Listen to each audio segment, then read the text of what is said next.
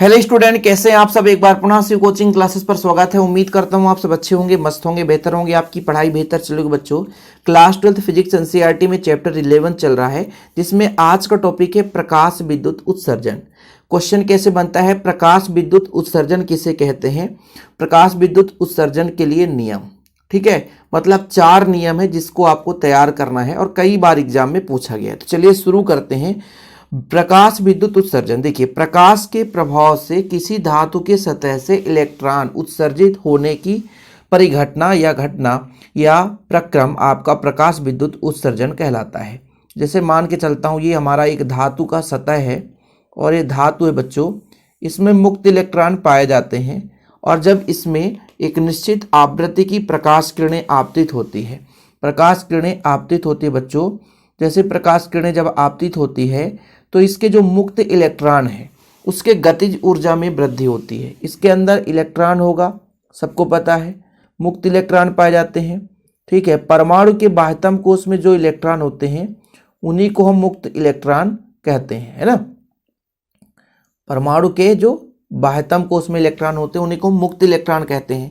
तो जब उचित आवृत्ति की, एक निश्चित आवृत्ति मतलब देहली आवृत्ति की प्रकाश किरणें आपतित होती है तो इसकी सतह से इलेक्ट्रॉन उत्सर्जित होकर के बाहर की ओर चलने लग जाते हैं।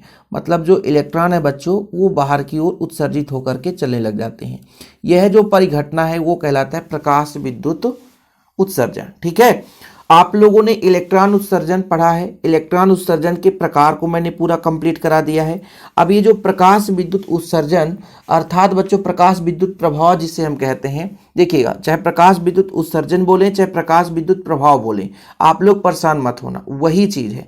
तो इस प्रकाश विद्युत प्रभाव के प्रायोगिक अध्ययन में सबसे पहले हर्ट्ज ने किया, फिर हालवाक्स ने किया, फिर लेनार्ड ने किया, फिर मिल्कर ने किया। तो सारे के सारे इन्होंने प्रकाश विद्युत प्रभाव के बारे में प्रायोगिक अध्ययन किया।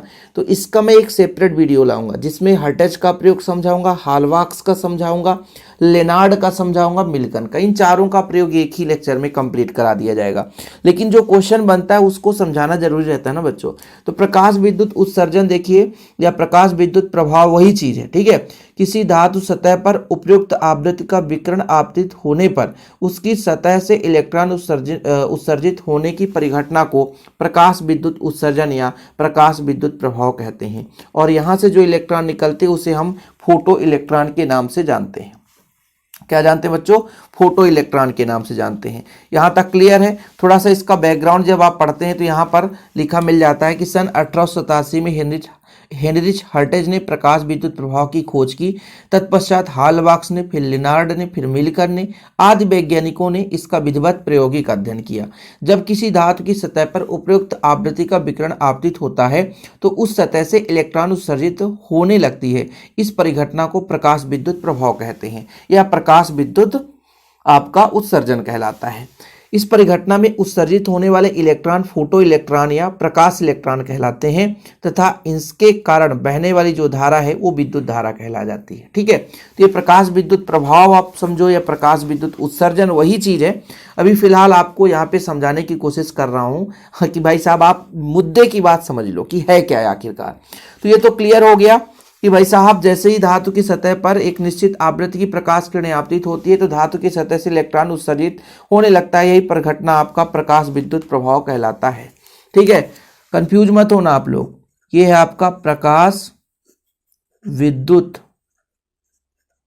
प्रभाव या प्रकाश विद्युत उत्सर्जन। कोई दिक्कत तो नहीं है। अब इसके नियम क्या है। जो पहला नियम जो होता है बच्चों कि जो धातु की सतह से इलेक्ट्रॉन उत्सर्जित होते हैं ये किस पर डिपेंड करते हैं, जो इन पे इलेक्ट्रॉनों की संख्या है वो विकिरण की तीव्रता पर, यानी इस विकिरण की तीव्रता कितनी ज़्यादा है इलेक्ट्रॉन उतनी ही ज़्यादा उत्सर्जित होंगे।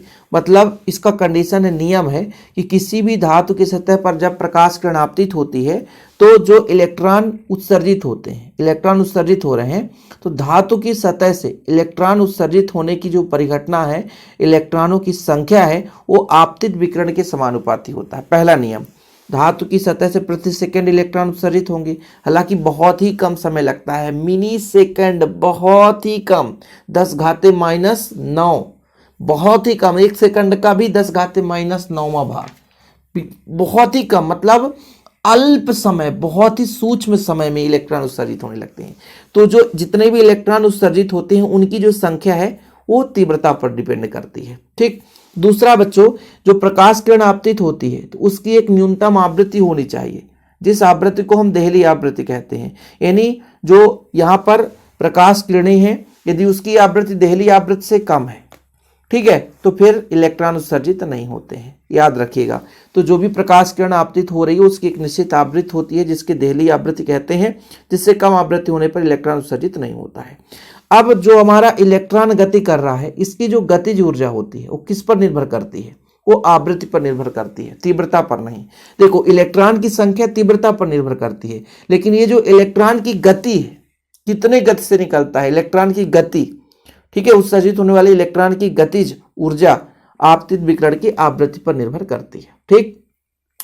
अगला नंबर जो चौथा है बच्चों, कि जो प्रकाश किरणें निकलती है, जो इलेक्ट्रॉन निकलती है, एकदम तात्क्षणिक प्रक्रिया है कि जैसे ही प्रकाश किरण आए तुरंत इलेक्ट्रॉन निकल जाती है। तात्क्षणिक, बहुत कम समय, 10⁻⁹ सेकेंड, 10⁻⁹ सेकेंड, अल्प समय लगता है, बहुत ही कम समय लगता है। ओके, तो पहला आप लोग देखेंगे प्रकाश विद्युत उत्सर्जन के लिए नियम जो है, धातु की सतह से प्रति सेकंड उत्सर्जित होने वाले इलेक्ट्रॉन की संख्या आपतित विकिरण की तीव्रता के अनुक्रमानुपाती होता है।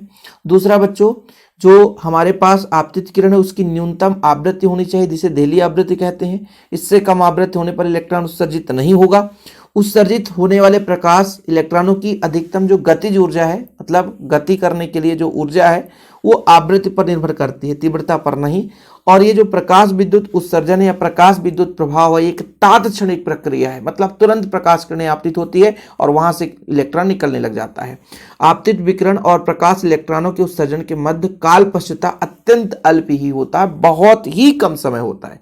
अल्प समय में बच्चों इलेक्ट्रॉन उत्सर्जित होने लगते हैं। तो ये 4 नियम है जिसे आप लोगों को तैयार कर लेना चाहिए। बाकी तो हर बच्चा होशियार है ना, पढ़ने से पहले नोट्स बनाने के लिए तैयार रहता है। और बाकी नोट्स यदि आपको लेना है तो मेरे पर्सनल नंबर पर आप कांटेक्ट करें 9685299149 9685293949 पर।